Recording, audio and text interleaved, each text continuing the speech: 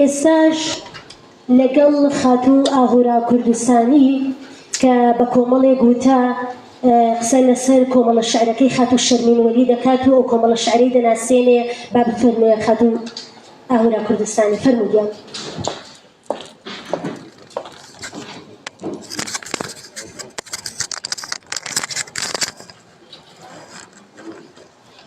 سڵاتان لێبێت. ئێوارەتان باش بەڕێزان. خۆشحاڵم کە چالاکی ئەم جارەی من لە پایتەختی ڕۆشنبیریە. بێگومان شارێکە خاوەنی ڕابردوویەکی دەوڵەمەند و پتە بێت لە ئەدەبیات و لە ڕۆشنبیری، ئەنجامدانی هەر چالاکیەک تێدا بۆ خۆی معنایەکی جیاواز و مەغزایەکی جیاوازی هەیە. بۆیە خۆشحاڵم ئەمڕۆ ئەم ئێوارەیە لە شاری سلێمانیەوە لەگەڵتانین. بەڕێزان، خۆم بە خۆشحاڵە زانم کە ئەمڕۆ لەبارەی دیوانی خاتوونێکی کوردەوە قسە ئەکەم، لەبارەی نۆبەرەی بەرهەمی شعری خاتوونێکی شاعیری کورد قسە ئەکەم.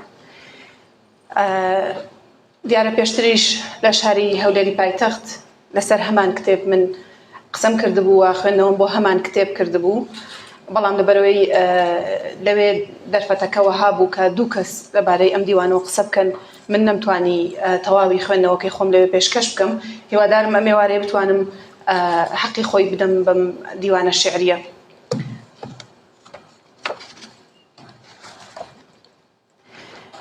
گەر بگەڕێنەوە بۆ ئەدەبیاتی کوردی، دیارە ئەوەی کە نووسراوە، دەقی نووسراوە و لە بەردەستماندایەوە، زانستی ئەمڕۆ لەگەڵ دەقی نووسرا و مامەڵاکە. ئەدەبیاتی کوردی تقریباً 1050 ساڵێک تەمەنیەتی ئەگەر لە بابا تاهیری هەمەدانیەوە بیژمێرین. دیارە ئەم ئەدەبیاتە کاتێک کە مێژووی ئەدەبی کوردی، ئەو کتێبانەی لەبارەی مێژووی ئەدەبی کوردیەوە دەخوێنیتەوە کە من خۆم زیاتر پشت بە کتێبەکەی دکتۆر مارۆف خەزنەدار ئەبەستم بۆ گەڕانەوە بۆ مێژووی ئەدەبی کوردی، بە تەواوی بەڕوونی دەرکبەوە ئەکەی کە مێژووی ئەدەبیاتی کوردی مێژوویەکی پیاوانەیە. هیوادارم بمبورن ئەو هاوڕێ بەڕێزانەی کە لێرن، من وەکو مرۆڤ بوون ناڵێم، وەکو عەقڵیەت ئەڵێم، وەکو فەنتازیا و خەیاڵ ئەڵێم.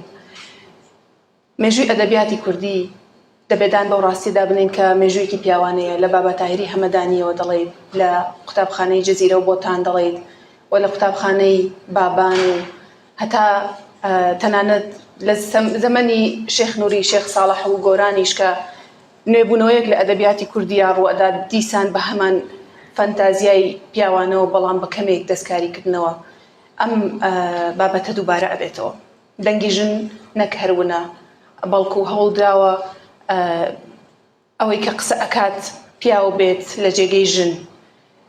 یعنی زۆر کەم بەردەقێک ئەکەوی کە ژنێک بە خەیاڵێکی ژنانە نووسی بێتی. ژن ئەگەر دەقێکیشی نووسی بێت، ئەگەر مەستورەی ئەردەڵانیش شعرێکی نووسی بێت، هەوڵی داوە لاسایی پیاو بکاتەوە. بێگومانەمە بۆ عەقڵیەتی کۆمەڵگەی نێر سالاری دەگەڕێتەوە کە لەم عەقڵیەتەدا، لەم پێشزەمینەی ئەم عەقڵیەتەدا بوونەوەرە سەرەکیەکە پیاوە و ژن پاشکۆیە پێویستە لاسایی بکاتەوە، وەکو ئەو بێت، وەکو ئەو بیر بکاتەوە و ئاوێنەی ئەو بێت، نوانەوەی ئەو بێت هەتاکو قبوڵ بکرێت. بۆیە شعری ژنانە ئەگەر هەوڵی دابێت کەمێک لە ژنبوون باس بکات، بە شعرێکی لادان تەماشاکراوە و کەمتر قبوڵ کراوە. بەڵام کەژاڵ ئەحمەد دێت ئەو دەنگە گەڕاوە بۆ ژنی کوورد دەگەڕێنێتەوە. ئەو دەنگە خنکێراوە کە ساڵانێ ساڵ چەندین سەدە بێدەنگ کرا و کپ کرا، جارێکی دیکە ئەم جارە بە هاوارێکی بەرز و بڵند ئەیگەڕێنێتەوە و شێر کۆبێ کەس بانگ لەو دەنگە کپ کراوە دەکات. ئەمڕۆ لە کوردستاندا ژنێک دێت هەستەکانی خۆی لە دووتێ کتێبێکدا دەنووسێتەوە، بەو پەڕی ژنانەی خۆیەوە، بەو پەڕی هەستی خۆی وەکو ژن، وەکو بوونەوەرێکی سەربەخۆ و جودا و جیاواز لە پیاو. دەبێ بڵێن خۆشحاڵین، چونکە جیهان بووەتە شوێنێکی ئەمنتر، پڕ ئاسایشتر، و ژن هەنگاوێک لە یەکسانی نزیک بۆتەوە. بەڕێزان، ئەگەر بەوتەیەکی سیمۆن دۆ بۆڤوار دەست پێ بکەین کە دەڵێت ژن لە کۆمەڵگای نێرسالاریدا بتە، خودایە دایکە جادوگەرە پەریە بەڵام خۆی نییە ئەوە دیسان دەمانگەڕێنێتەوە بۆ نێو عەقڵێتەی کە ژن ساڵانێکی زۆر ئەگەر نووسیبێتی بە ناوی پیان نووسیبێتی یان بە زمانێکی پیاوانە نووسیبێتی چونکە خۆی نییە نابێت خۆی بێت وەکو خۆی قبول ناکرێت وەکو خۆی کێشەیە لەلایەن کۆمەلگاوە ژن هەوڵدراوە لە ڕێگەی ئەو ڕۆڵانەوە کە پێی دەدرێت لە نێو کۆمەلگادا وەکو دایک وەکو خوشک وەکو پەروەردەکار وەکو جادوکار وەکو بتێک بۆ پەرستن یا جوانێکی سەرنجڕاکێش جوانێکی وروژێنەر پێناسە بکرێتەوە هەرگیز هەوڵ نەدراوە ژن لە ڕوانینێکی ژنانەوە پێناسە بکرێت هەرگیز هەوڵ نەدراوە ژن لە ڕوئیا و لە جیهان بینی و لە هەستێکی ژنانەوە خۆی پێناسەی خۆی بکاتەوە بۆیە کاتێک کە دەبینین ئافرەتێک لە کوردستاندا لە کۆمەڵگەیەکی دواکەوتی وەکو ڕۆژهەڵاتی ناوەڕاستە و لە ناو ڕۆژهەڵاتی ناوەڕاستیژە لە دواکەوتوترین و خراپترین وڵاتیدا کە عێراقە کاتێک شیعرێک بە هەستێکی بەرزی ژنانەوە دەنووسێت جێگای خۆشحاڵیمانە جێگای شانازیمانە بەڕاستی سەبارەت بە نووسین بەر لەوەی بچمە ناو ناوەڕۆکی دیوانەکە سەبارەت بە نووسین بە ڕێزان دیارە من دەمە شتێکی سەرنجڕاکێش لە خزمەتی ئێوەی بەڕێز بڵێم لە ژمارە 4 گۆڤاری فرە ئەم بابەتە سەرنجڕاکێشە لە هزری من دوای خوێندنەوەی بابەتێک وروژە ئەویش بابەتی ئەوەی کە ئایا مرۆڤ بەد لە قسەکردن نووسینی داهێناوە ئایا قسەکردن پێش نووسینە یان نووسین پێش قسەکردنە لە ڕاستیدا ئێمە هەمومان ڕەنگە پێمان وابێ کە قسەکردن بەر لە نووسین دروست بووە بەڵام هیچ بەڵگەیەک بۆ ئەوە نییە هیچ بەڵگەیەکی تۆمار نییە کە بیسەلمێنێت قسەکردن پێش نووسین بووە لە کاتێکدا بەڵگەی تۆمار هەیە کە نووسین تەمەنی 5000 ساڵە لانی کەم ڕەنگە مرۆڤ بەر لە قسەکردن بۆ دەربڕینی هەستەکانی پەنای بۆ نووسین بردرێت بۆیە نووسین کردەیەکی پیرۆزە و کردەیەکی زۆر مرۆڤانەیە بەڕێزان نمونەیەکی شعری کلاسیکی دەهێنمەوە ئێمە زۆرجار ئەگەر ڕخنەیەکمان لە شعری کلاسیک گرت بێت پێم وا بووە کە کفرێکی گەورەمان کردووە بەڵام لە ڕاستیدا شعری کلاسیکیش هەرچەندە لەلایەن مەقامێکی گەورەی وەکو حەزرەتی مەحوی نووسرا بێت دیسان جێگای ڕخنە و هەڵوەسە لەسەرکردنە ڕەنگە مەحوی ویست بێتی ئەو دەنگەوونەی ژن بگەڕێنێتەوە بەڵام سەرنج بدەنە ئەم شعرە دەڵێ شەوێ لەیلا بە مەجنونی دەگوت بڕنوە ڕەحاڵی خۆت بە خۆڕایی کە چۆنتدا بە عەقڵ و کەماڵی خۆت جوابی دایەوە مەجنون ئەگەر تاقەتت بێ لەحزێ لەناو ئاوێنەدا بنوارە حوسن و جەماڵی خۆت بەڕێزان سەرنج بدەن لێرەدا ئەوە پیاوێکە کە بە ناوی لەیلاوە قسە دەکات پیاوێکە لە جێگەی لەیلا بە مەجنون دەڵێت بنوارە چۆن بە باددا عەقڵ و کەماڵی خۆت لێرەدا هەوڵدراوە بەم فەنتازیا پیاوانەیە کە دەڵێم ئەدەبیاتی کوردی ئەدەبیاتێکی پیاوانەیە هەوڵدراوە لەیلای نوێنەری ژن وەکو بوونەوەرێکی بێباک وەکو بوونەوەرێک کە ناسووتێت قوربانی نییە ئازار ناکێشێت هەستی بریندار نابێت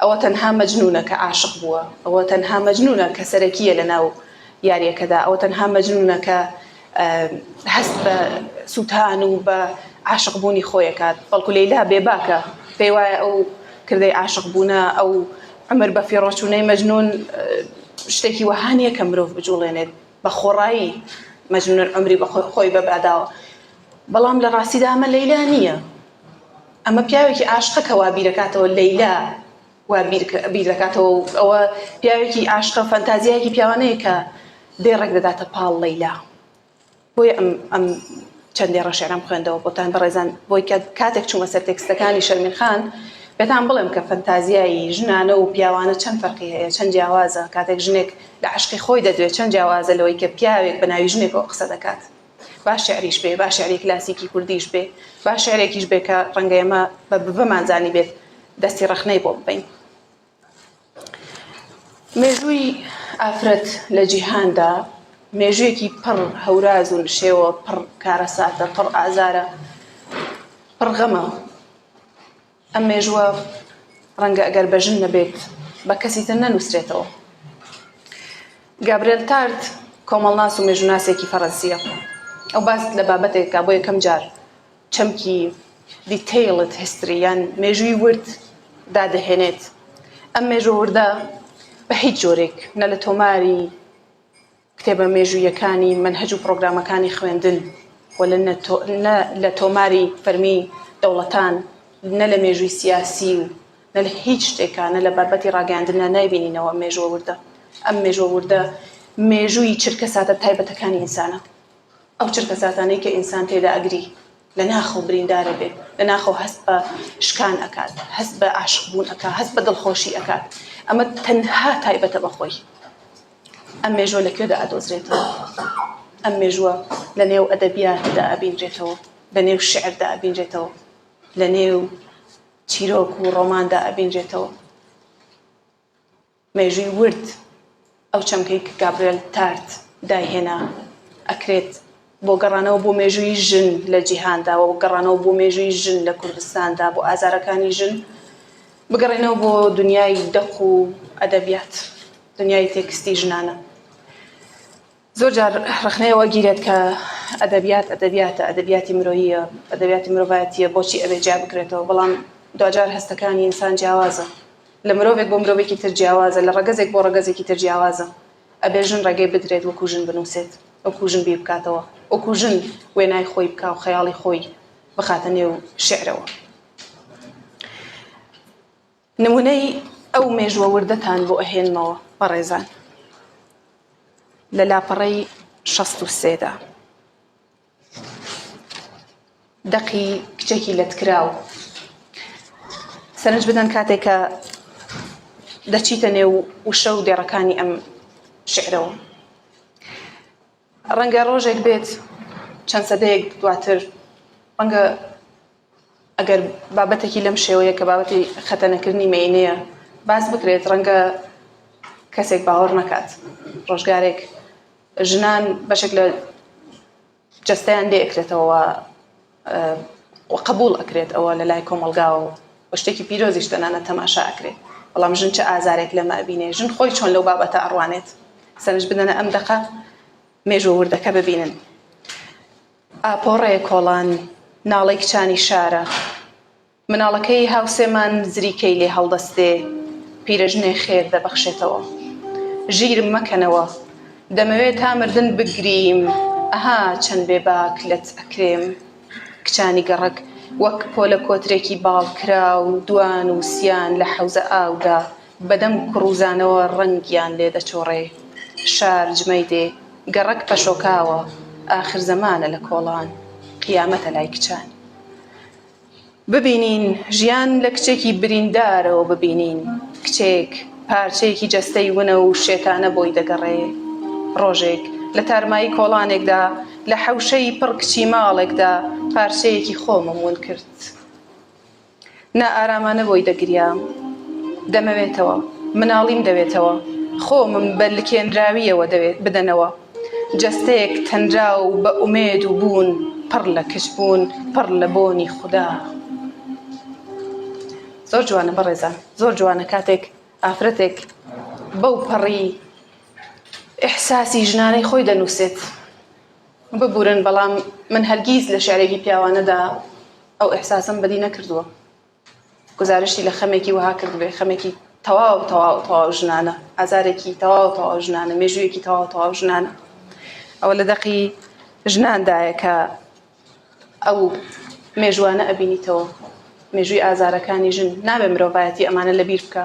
ڕەنگە ژیان پێش بکەوێت، ڕەنگە قۆناغێک مرۆڤایەتی بچێتە پێشەوە، ڕەنگە ڕۆژێک بێ ئاشتی گشتی بێتە ئاراوە و چیتە مرۆڤەکان نەیەکتر بکوژن، نەیەکتر ئازار بدەن. بەڵام ئەو مێژوانە نابێت لەبیر بچنەوە. ئەگەر لە دەقێکی دیکەدا دەست پێ بکەین بەڕێزان، بەردەوام لە شعری کلاسیکی کوردیدا ئافرەت وەکو معشوق تەماشا کراوە. واتە ئافرەت خۆی عاشق نەبووە، سەنتەر نەبووە. ئەم نەبووە کە ڕووی لە کۆمەڵگا بووە، ئەم نەبووە کە بابەتەکانی دروست کرد، چیرۆکەکانی دروست کردووە، بەڵکو ئەوە مەجنونی شەیدا بووە کە چیرۆکەکانی دروست کردووە.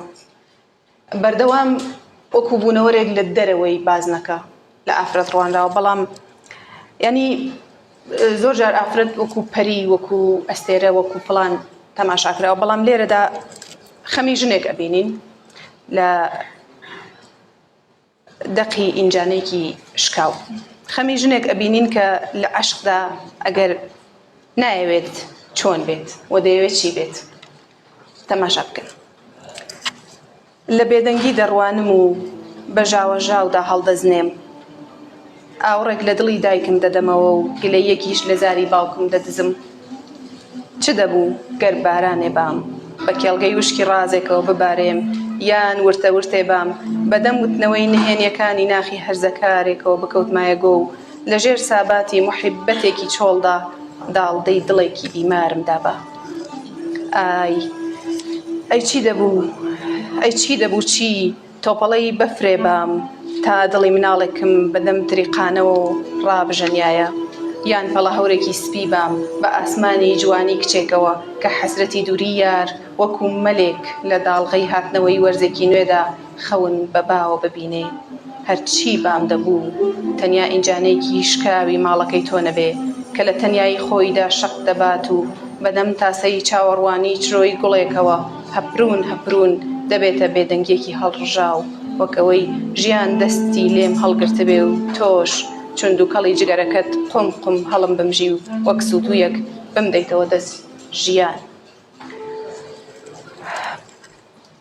ژن کاتێک خۆی پێناسە دەکات، ژنێکی نائومێد لە ماڵێکدا کاتێک دەبینێت هاوسەرەکەی بە نمونە ئەمانە دێنەوە بەڕێزان، ئەمە بەسمەوە نییە کە شەرمین خان بۆ دۆخەدا تێپەڕیوە.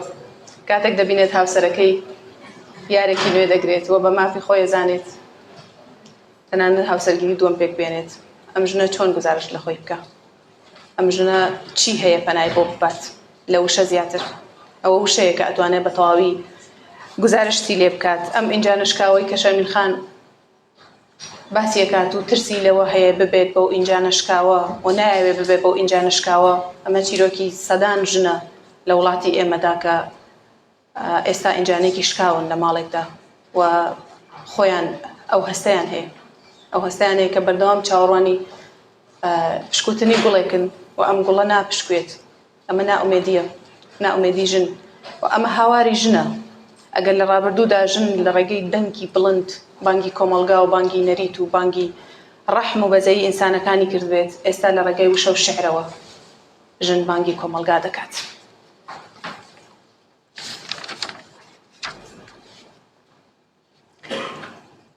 دەگەڕێمەوە بۆ ناونیشانی ئەم کتێبە.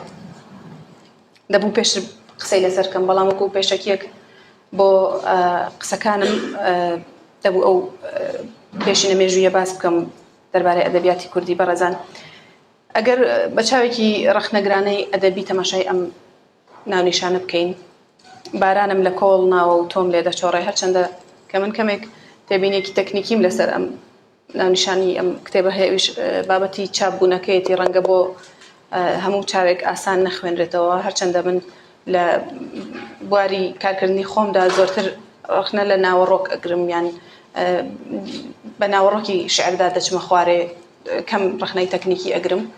بەڵام ئەکرا بە شێوەیەکی ڕوونتر ئەو نووسینە چاپ کرایە لەسەر بەرگی کتێبەکە. لەگەڵەوەشدا ئەمە هیچ لە نرخی شعریەتی ئەو ناونیشانەی کەم نەکردوێتەوە. ئەم ناونیشانە وەکو دێڕە شعرێک دێتە بەرچاو، بارانم لە کۆڵ ناوە و تۆم لێ دەچۆڕێت. لێرەدا شاعیر دەڵێت لێکچواندنێک هەیە لە نێوان یارەکەی من و باراندا، من چ باران بگرمە باوەش و چ یاری خۆم بگرمە باوەش. هەردووکیان وەکو چۆڕاوی باران، هەردووکیان نەرم ڕۆح و جەستەم تەڕ دەکەن، هەردووکیان لەگەڵ ڕۆحی من یاری دەکەن، یاری من لە باران دەچێت. ئەمەش دیسان وێنایەکی ژنانەیە بۆ عەشق، وێنایەکی ژنانەیە بۆ معشوق. هەروەها خاڵێکی تر هەر لە ناونیشانەکەدا ئەوەیە کە ئەم ناونیشانە دەتوانێت وەکو کلی لە وشەیەک بێت کە ئێستا لە توێژنەوە زانستی ئەکادیمیەکانیشدا کلی لە وشە مەرجێکی سەرەکیە بۆ نووسینی توێژنەوەی ئەکادیمی و بۆ کتێبیش زۆر جار. ئەم کلی لە وشانە دەتوانن یارمەتیمان بدەن تاکو بزانین ئەم دیوانە دیوانێکی شعری عاشقانەیە. هەرچەندە چەندین تێکستی دیکە لە نێو دیوانەکەدا هەن کە بابەتی کۆمەڵایەتی ئاینی و بابەتی دیکە لە خۆ دەگرێت بەڵام زۆرینەی شعرەکانی نێو ئەم دیوانە وەکو کلی لە وشەی ناونیشانەکەی دیارە بابەتی عاشقانە و ئەڤینداریە شعری ئەڤینداریەوە کە شعرێکی جۆرە شعرێکی بەرزە لە دنیای ئەدەبیاتدا.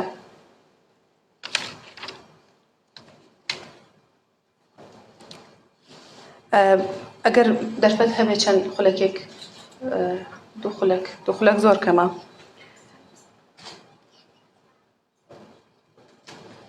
بەڕێزان لە دەقی یارمەتیم بدەن دیارە ئەم دیوانە 106 دەقی شعری لە خۆ دەگرێت.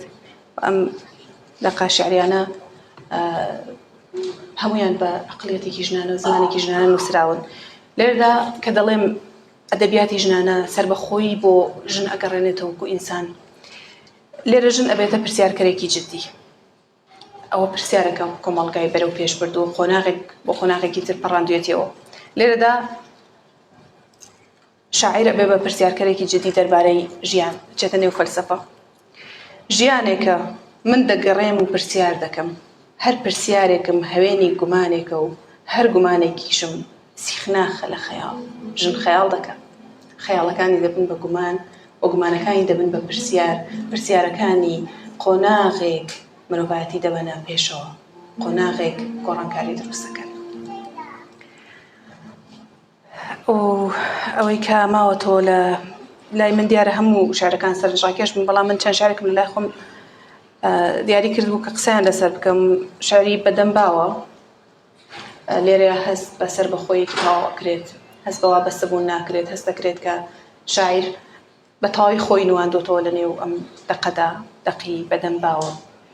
دواتر دەتوان بۆی بگەڕێنەوە. هەروەها ئەوەی کە تەنانەت خاڵێکی سەرنجڕاکێشی ترە ئەوەی کە لەم دیوانە شعریەدا ئیتر هەموو بەس باشەی ژن پیشان نادرێت بەڵکو ڕەنگە لایەنە نێگەتیڤەکانیش پیشان بدرێن.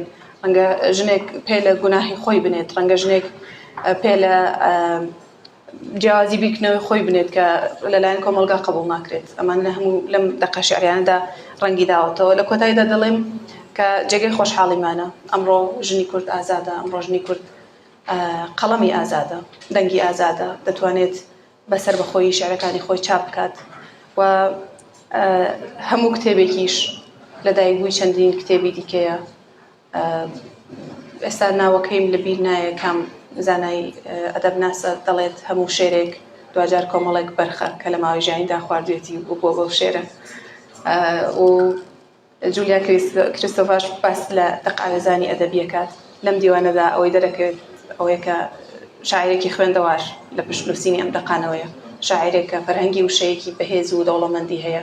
دانامێنێت بە وشە چونکە ئەمباری وشەی پڕە و هەر کاتێک بیەوێ هەستی خۆی بنووسێتەوە دەتوانێت بە ئاسانی سوود لەو مەخزەنە گەورە و فراوانەی وشە وەربگرێت. و دەستخۆشی لێ یەکەم هیوادارم هەمووتان چێژ لە خوێندنەوەی شعرەکانی وەربگرن و سپاس بۆ کوردستان دیالۆگ بۆم دەرفەتە.